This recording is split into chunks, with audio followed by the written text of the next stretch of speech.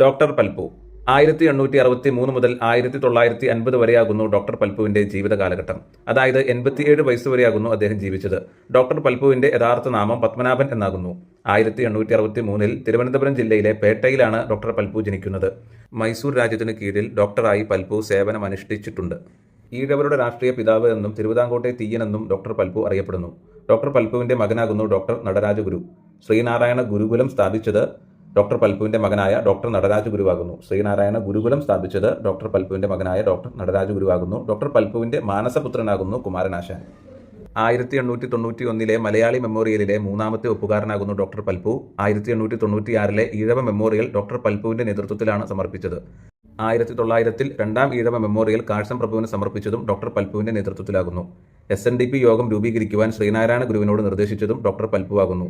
SNDP യോഗത്തിന്റെ ആദ്യ vice president ആകുന്നു ഡോക്ടർ പൽപ്പു. SNDP യോഗത്തിന്റെ ആദ്യ പ്രസിഡന്റ് ശ്രീനാരായണ ഗുരുവാകുന്നു.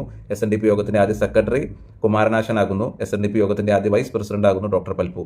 തിരുവിതാംകൂറിൽ ഈഴവ മഹാസഭ രൂപീകരിച്ചത് ഡോക്ടർ പൽപ്പു ആകുന്നു. തിരുവിതാംകൂറിൽ ഈഴവ മഹാസഭ രൂപീകരിച്ചത് ഡോക്ടർ പൽപ്പു ആകുന്നു.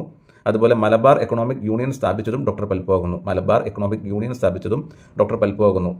മലബാർ എക്കണോമിക് യൂണിയന്റെ ആപ്തവാക്യം എന്താണെന്ന് പറഞ്ഞാൽ വ്യവസായത്തിലൂടെ പുരോഗതി എന്നതായിരുന്നു മലബാർ എക്കണോമിക് യൂണിയന്റെ ആപ്തവാക്യം. വ്യവസായത്തിലൂടെ പുരോഗതി എന്നതായിരുന്നു മലബാർ എക്കണോമിക് യൂണിയന്റെ ആപ്തവാക്യം. ശ്രീനാരായണ ഗുരുവിനെ സ്വാമി വിവേകാനന്ദനുമായി കൂട്ടിച്ചേർത്ത കണ്ണിയാകുന്നു ഡോക്ടർ പൽപ്പു. അതായത് ശ്രീനാരായണ ഗുരുവിനെ സ്വാമി വിവേകാനന്ദനുമായി പരിചയപ്പെടുത്തി കൊടുത്ത വ്യക്തിയാകുന്നു ഡോക്ടർ പൽപ്പു. ഡോക്ടർ പൽപ്പുവിന്റെ പ്രശസ്തമായ പുസ്തകമാകുന്നു treatment of Thiyyas in Travancore. Doctor പൽപ്പുവിന്റെ പ്രശസ്തമായ പുസ്തകമാകുന്നു treatment of Thiyyas in Travancore. അതുപോലെ ഡോക്ടർ പൽപ്പുവിനെ കുറിച്ച് സരോജിനി നായിഡു പറഞ്ഞ ഒരു വാക്കുകളുണ്ട്, അത് പറയാം.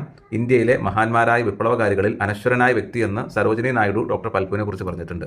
ഇന്ത്യയിലെ മഹാന്മാരായ വിപ്ലവകാരികളിൽ അനശ്വരനായ വ്യക്തിയെന്ന് ഡോക്ടർ പൽപ്പുവിനെ കുറിച്ച് സരോജിനി നായിഡു വിശേഷിപ്പിച്ചു.